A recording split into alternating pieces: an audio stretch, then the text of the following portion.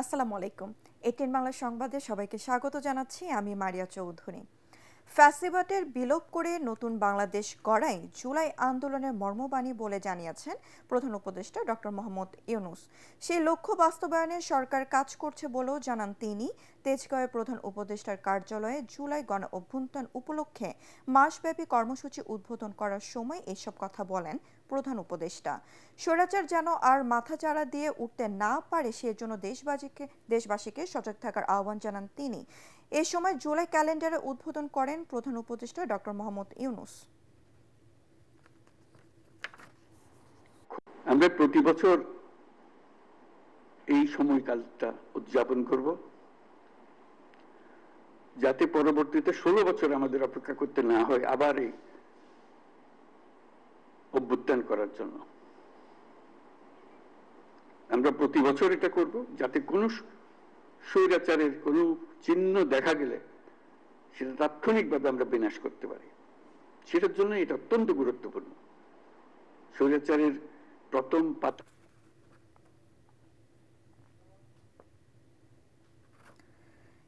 শেখ হাসিনার বিরুদ্ধে July August গণ অভ্যুত্থানে মানবতা বিরোধী অপরাধের মামলার অভিযোগ গঠনের শুনানি শুরু।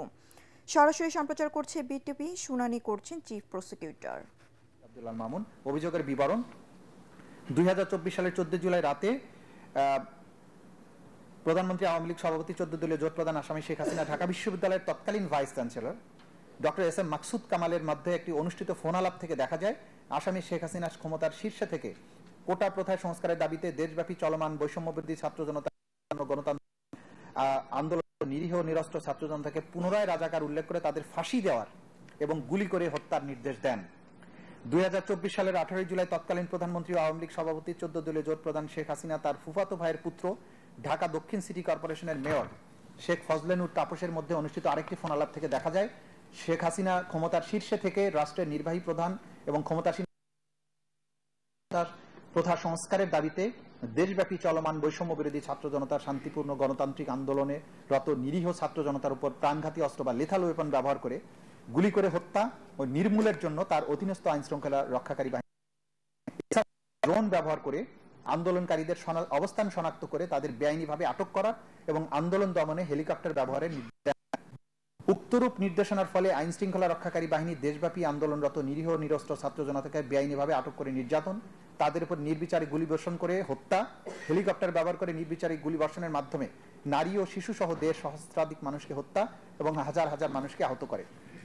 আসামি শেখ হাসিনার ষড়যন্ত্রমূলক পরিকল্পনা ও নির্দেশনা বাস্তবায়নে তার অধীনস্থ তৎকালীন স্বরাষ্ট্রমন্ত্রী আসাদুজ্জামান খান কামাল, কোর কমিটি ও গ্যাং অফ 4 এর সদস্য এবং তৎকালীন পুলিশ বাহিনীর প্রধান আইজিপি আব্দুল্লাহ আল মামুন তাদের অধীনস্থ নিয়ন্ত্রণাধীন আইন শৃঙ্খলা বাহিনীর সদস্যদের ড্রোন হেলিকপ্টার নির্দেশনা প্রদান করেন এবং তার বাস্তবায়ন নিশ্চিত করেন। জুলাই অভ্যুত্থানের বর্ষপূর্তিতে 36 দিনের কর্মসূচির প্রথম দিনেই সহযোদ্ধা আবু সাইদের কবর জিয়ারতের মধ্য দিয়ে কর্মসূচি শুরু করেছে জাতীয় নাগরিক পার্টি এনসিপি। এই সময় গণতন্ত্র, ন্যায় বিচার ও বৈষম্যহীন রাষ্ট্র গঠনের প্রত্যয়ে জনগণকে সম্পৃক্ততার কথা বলেন তরুণ রাজনীতিবিদরা। মলিন মুখ আর অশ্রু জলে প্রিয় যোদ্ধার আত্মার শান্তি কামনায় বাবা মকবুল হোসেনকে সঙ্গে কবর জিয়ারত করেন জুলাই আন্দোলনের সমন্বয়করা। এই সময় জাতীয় নাগরিক পার্টির আহ্বায়ক নাহিদ ইসলাম বলেন, জুলাই অভ্যুত্থান সরকার পতনের আন্দোলন ছিল না, এটা সংস্কার, গণহত্যার বিচার ও নতুন সংবিধান রচনার আন্দোলন ছিল। মৌলিক সংস্কারের ভিত্তিতে বৈষম্যহীন বাংলাদেশ প্রতিষ্ঠা না হওয়া পর্যন্ত লড়াই চলবে বলে হুঁশিয়ারি দেন দলের সদস্য সচিব আক্তার হোসেন। কবর জিয়ারতের সময় তারা আরও উপস্থিত ছিলেন উত্তরাঞ্চলের মুখ্য সংগঠক সার্জিস আলম, দক্ষিণাঞ্চলের মুখ্য সংগঠক হাসনাত আবদুল্লাহ সহ দলের কেন্দ্রীয় এবং স্থানীয় নেতারা।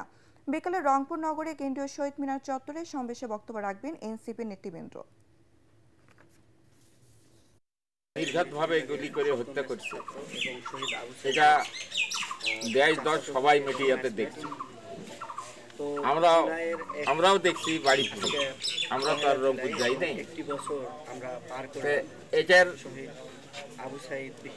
বিচার করার জন্য সরকার 4 জনকে আটক করছে, আর যে বাকি যেগুলো আছে সেগুলো এখনো আওতায় আনা হয় নাই, তাদেরা বহালভাবে গুলি বেড়ায়। এই আন্দোলনে এলেক নিয়ে এসে আইনের আওতায় আনে যেন সকলকে এবং সেই সাথে নির্দিষ্টভাবে বিচার করা, এইটাই আমার দাবি সরকার। আন্দোলনে এর আগে জুলাই আগস্ট গণ অভ্যুত্থানে নিহত ও আহতদের স্মরণে মাসব্যাপী কর্মসূচির ঘোষণা ও মোমবাতি প্রজ্বলন করেছে বাংলাদেশ জাতীয়তাবাদী ছাত্রদল। সোমবার রাত 12টায় জাতীয় শহীদ মিনারে জাতীয় সঙ্গীত ও মোমবাতি প্রজ্বলন কর্মসূচি পালন করা হয়। এ সময় গণতন্ত্রের পুনরুদ্ধারে জুলাই আগস্টের চেতনায় সবাইকে সজাগ থাকার আহ্বান জানান দলটির সাবেক ও বর্তমান কেন্দ্রীয় নেতারা। তরিক ইসলামের রিপোর্ট।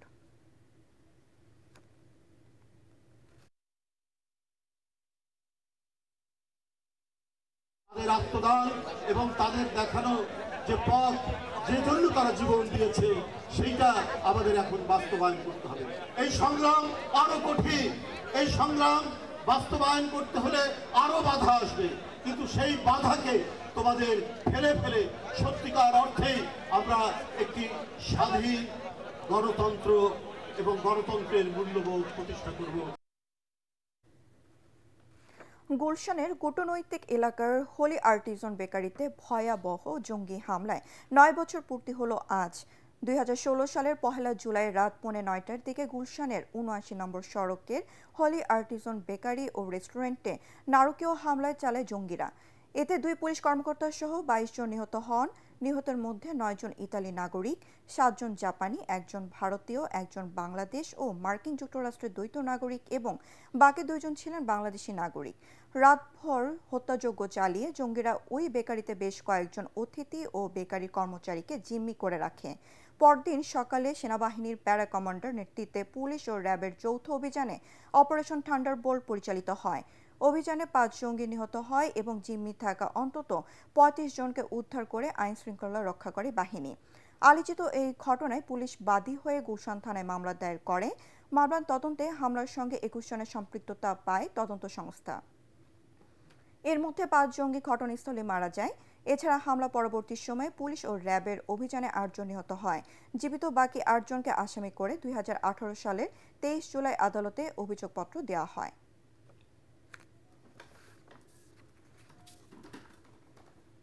পরবর্তী সংবাদ দেখার আমন্ত্রণ জানিয়ে এখনকার মতো শেষ করছি। এটিএন বাংলা সংবাদ ইউটিউবে দেখতে ব্রাউজ করুন youtube/ATN Bangla News। ধন্যবাদ সবাইকে।